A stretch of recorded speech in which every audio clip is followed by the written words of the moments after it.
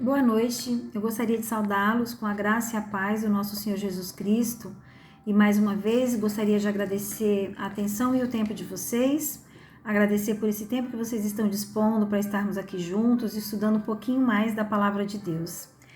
Hoje eu escolhi um tema um pouquinho difícil, um pouquinho complicado, mas eu acho bem pertinente. Hoje a gente vai falar um pouquinho sobre intolerância. E aí eu fui no dicionário buscar o verdadeiro significado da palavra intolerância. Então, segundo o dicionário, intolerância quer dizer rigidez, intransigência contra pessoas que têm opiniões, atitudes, ideologias ou crenças religiosas diferentes da nossa. E aí, essa semana eu estava pensando sobre o tema que eu abordaria nesse nosso estudo. E comentando com meu esposo, sobre o tema que eu estava pensando, que era justamente a intolerância, ele comentou que tinha recebido uma postagem de um amigo dele, um pastor, o pastor Geraldinho Farias, e o pastor Geraldinho falava exatamente sobre isso, sobre a intolerância. Nessa postagem, o pastor ele fala sobre um outro pastor de Alagoas que publicou nas suas redes sociais que não orava pela cura do ator Paulo Gustavo, mas sim que o dono dele o levasse para junto de si. Tremendamente desrespeitoso isso, né? Para não dizer que é, no mínimo, desumano. Continuando, na postagem, ele diz que o apóstolo Valdomiro associava o câncer que matou o jornalista Marcelo Rezende em 2017 à mão pesada de Deus, pois este o havia criticado. E aí o Geraldinho fala nessa postagem dele: intolerantes, seguidores de um Deus odioso, perseguidor e revanchista, já não se constrangem em desejar publicamente o mal de seus alvos. E ele termina a postagem com uma frase de Gandhi. Gandhi diz o seguinte: eu até creio no seu Cristo, apenas creio que muitos de vocês, cristãos, são bem diferentes dele. Pesado isso, né? Às vezes a gente faz comentários sarcásticos, maldosos, algumas vezes não intencionais, mas a boca fala do que o coração tá cheio, bom, enfim. Às vezes a gente faz algum comentário sobre pessoas ou grupos específicos e a gente não atenta para o impacto que esses comentários que a gente faz, o impacto que eles vão ter sobre a vida das pessoas. Isso afasta as pessoas, né? Isso afasta as pessoas de nós, afasta as pessoas desse Deus que a gente conhece, que a gente quer apresentar para as pessoas. Elas, na verdade, se sentem rejeitadas. E exatamente no momento onde, muitas vezes, era onde eles mais precisavam de ouvir do amor de Deus, da palavra de Deus. Eu gostaria de deixar bem claro assim, eu não estou aqui fazendo apologia ao pecado. Pecado é pecado e a Bíblia explica muito bem pra gente o que é e as consequências do pecado. Mas eu só gostaria de deixar bem claro assim, a gente precisa enxergar o pecado como ele é. A gente precisa enxergar o pecado como o que desagrada a Deus. E a gente não está aqui julgando o que um faz, o outro deixou de fazer. A gente não é essa a minha intenção. Mas eu gostaria de deixar claro a nossa intolerância contra aquilo que a gente entende que é errado ou que a gente acha que desagrada a Deus ou que muitas vezes só nos desagrada. O pecado é pecado, o pecado é errar o alvo, o pecado é desagradar a Deus, né? Mas o verdadeiro fato é que todos nós estamos desesperadamente necessitados de Deus. E, na verdade, a única diferença entre as pessoas que eu critico e eu é porque eu sei da lama de onde eu saí. Eu sei de onde Deus me resgatou. Eu sei o preço que Jesus pagou para me tirar daquele lamaçal que eu vivia. Mas, de resto, eu não sou diferente em nada das outras pessoas. Em Tito 2, 11 a 14, Paulo diz: pois a graça de Deus foi revelada e a todos traz salvação. Somos instruídos a abandonar o estilo de vida ímpio e os prazeres pecaminosos Neste mundo perverso, devemos viver com sabedoria, justiça e devoção, enquanto aguardamos esperançosamente o dia em que será revelada a glória de nosso Deus e Salvador Jesus Cristo. E a Bíblia está cheia de passagens que falam sobre esse tema. Em Tiago, capítulo 1, versículo 26 diz: Se algum de vós afirma ser religioso, mas não controla a língua, engana a si mesmo, e a sua religião não tem valor. A religião pura e verdadeira, aos olhos de Deus o Pai, é esta: cuidar dos órfãos e das viúvas em suas dificuldades e não se deixar corromper pelo mundo. E mais versículos. Em Marcos, capítulo 7, versículo 20 a 23, o próprio Jesus disse: O que sai do homem, isso é o que o contamina. Porque de dentro, do coração dos homens, é que procedem os maus desígnios, a prostituição, os furtos, os homicídios, os adultérios, a avareza, as malícias, o dolo, a lascívia, a inveja, a blasfêmia, a soberba, a loucura. Ora, todos estes males vêm de dentro e contaminam o homem. Em Marcos capítulo 10, versículo 13, Jesus fica indignado com os discípulos que impediam que as crianças fossem levadas até ele. Em Marcos capítulo 9, versículo 38, João diz a Jesus que eles proibiram alguém de expulsar demônios em nome de Jesus, como se ser discípulo de Jesus fosse exclusividade só dos apóstolos. Em João 3,26, os discípulos de João Batista vão contar sobre Jesus.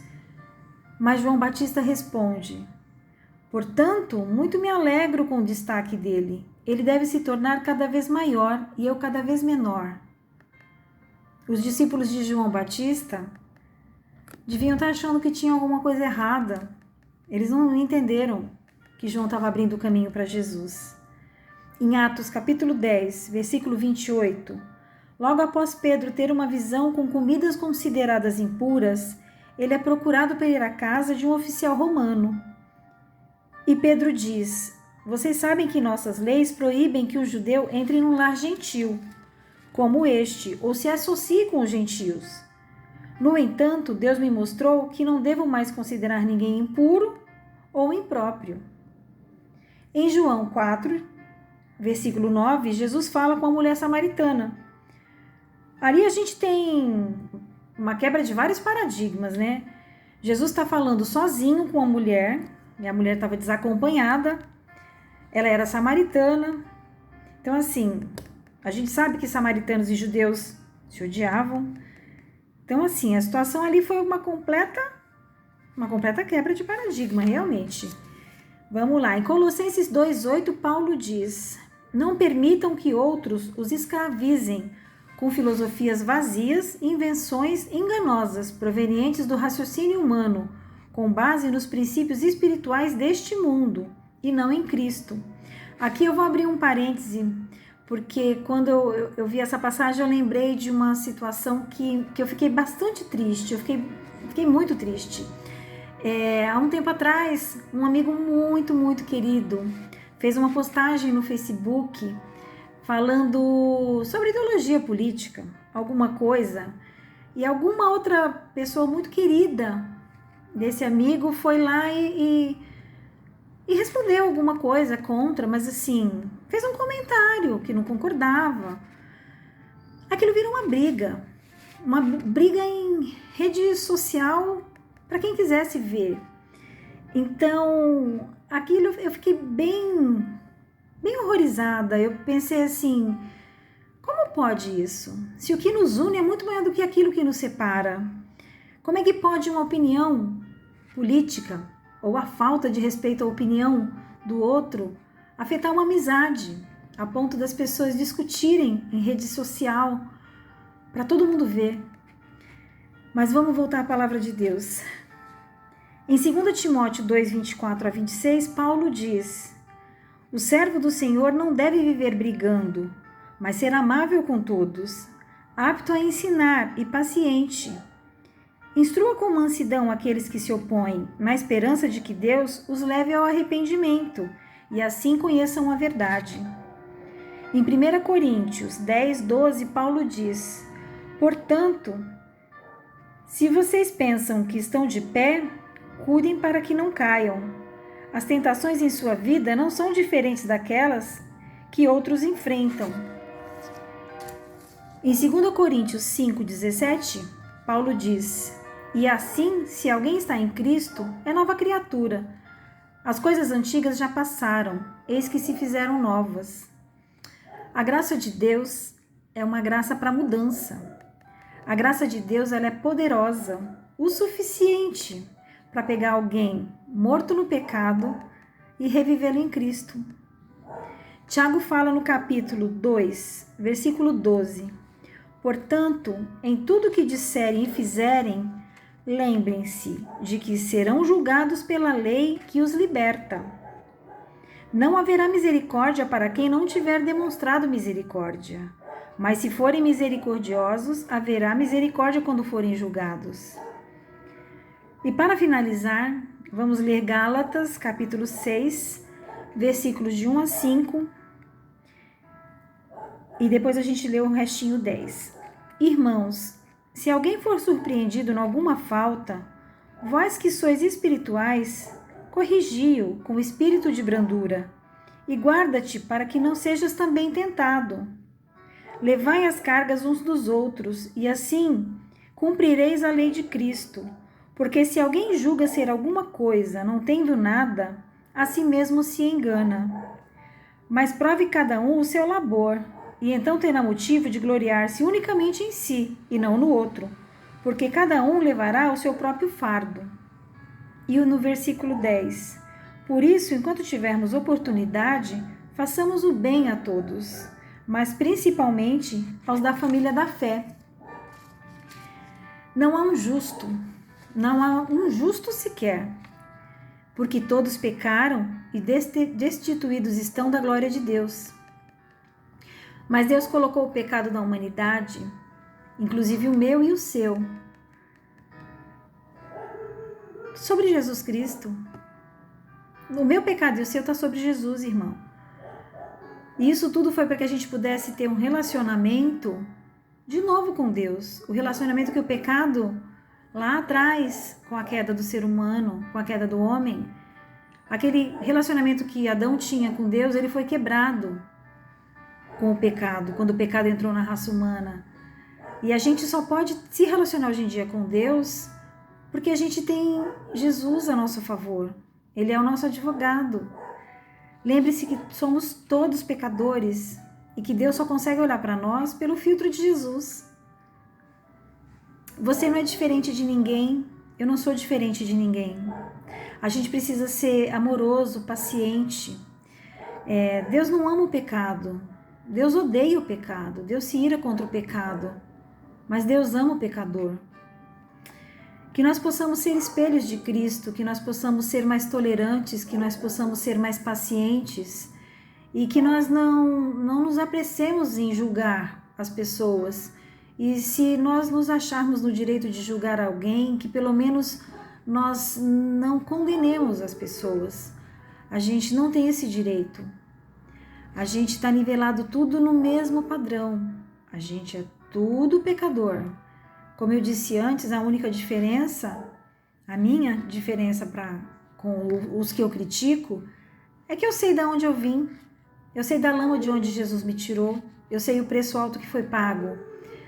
Então, que essa palavra possa te incomodar, que essa palavra possa te fazer acordar, possa te fazer perceber, ou simplesmente te trazer a lembrança que nós devemos amar o próximo. Claro, a gente não é conivente com o pecado, a gente não pode apoiar uma coisa que a gente sabe que desagrada a Deus. Aliás, a gente não deve nem se associar a isso, mas a gente está aí para ser espelho de Cristo. A gente tem que exalar o bom perfume de Jesus. A gente tem que fazer diferença. Não esqueça que você é sal da terra, você é a luz do mundo. E como você vai ganhar almas para Cristo? Se você condenar as pessoas, se você não se aproximar delas e se você não não mostrar esse amor todo e essa graça toda que Deus teve por você. Então, seja misericordioso com o próximo, seja paciente, seja tolerante, tá bom, meu amado? E que essa palavra possa germinar no seu coração e que você disponha de um tempo para orar, para pensar sobre isso, tá bom? E mais uma vez eu peço que você se inscreva no nosso canal pra gente, como eu sempre digo, isso é muito importante. E a gente, nessa época de pandemia, é a nossa ferramenta, a internet é a nossa ferramenta, então a gente precisa chegar mais longe. Tá bom, meus amados? Então, por aqui eu vou ficando e até a semana que vem, se Deus quiser. Tenha um ótimo restinho de semana e até a próxima.